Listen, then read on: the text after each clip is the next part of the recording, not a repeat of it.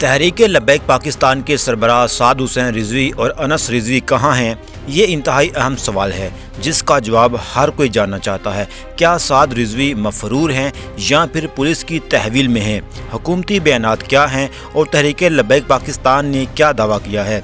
इस वीडियो में तमाम तर तफसीलात आपके सामने रखेंगे, लेकिन उससे पहले गुजारिश है कि वीडियो को लाइक करें और कमेंट बॉक्स में पाकिस्तान जिंदाबाद ज़रूर लिखें। नाज़रीन इकराम, DIG ऑपरेशन लाहौर फैसल कामरान का कहना है कि एक वीडियो में साद रिजवी को मुंह पर काला कपड़ा डालकर एहतजाज की जगह से निकलते देखा गया। लोगों को इश्ताल दिलाकर और फायरिंग और तमाम मामलात करके वो वहां से किसी गली से बाहर निकल गया। DIG फैसल कामरान ने दावा किया कि टेक्निकल शवाद की मदद से TLP सरबराह को ट्रेस कर लिया गया है। हमारे पास मालूमात आना शुरू हो गई हैं कि वो किस किस जगह पर गए, किसके पास ठहरे, किसके पास गए और वहाँ से कहाँ आगे गए। तमाम जगहें ट्रेस हो गई हैं।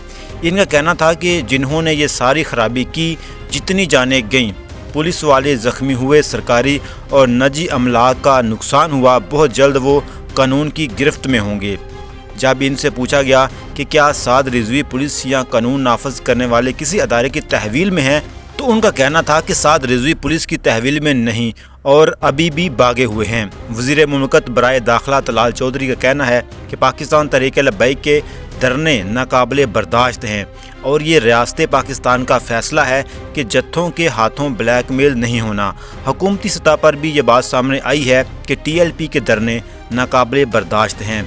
इस पर कार्रवाई वैसे ही होगी जैसे 9 मई पर हुई। मुकदमात के फैसले होते हुए नज़र आएंगे। दूसरी जानब तहरीक लब्बैक ने अपने एक अलामिये में दावा किया था कि इन्हें इतलात मौसूल हुई हैं कि हुकूमत एक मरतबा फिर कोई संगीन कदम उठाने जा रही है और साद रिजवी को नुकसान पहुंचाने की कोशिश की जा सकती है। TLP ने खबरदार किया है कि अगर साद रिजवी को कुछ हुआ तो हालात की ज़िम्मेदार हुकूमत होगी।